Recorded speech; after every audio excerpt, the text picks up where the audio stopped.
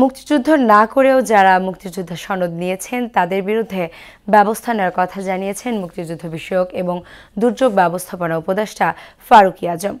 তিনি বলেন, মুক্তিযোদ্ধা কোথায়, সরকারি এবং আধা সরকারি প্রতিষ্ঠানে কতজনের চাকরি তার একটি তালিকা প্রস্তুত করা হচ্ছে। পরবর্তীতে সে তালিকায় জাতির সামনে তুলে ধরা হবে। দুপুরে সচিবালয়ে অস্ট্রেলিয়ান হাই কমিশনারের সাক্ষাৎ শেষে সাংবাদিকদের আলাপে এসব কথা বলেন উপদেষ্টা। ফেনীর বন্যায় ক্ষয়ক্ষতির পরিমাণ এখনও নিরূপণ হয়নি উল্লেখ করে বলেন, এতে আরও 1 সপ্তাহ সময় লাগবে। মুক্তিযোদ্ধা সন্তানের কোটায় সরকারি এবং আধা সরকারি প্রতিষ্ঠানে কতজনের চাকরি হয়েছে তার একটি তালিকা প্রস্তুত করা হচ্ছে।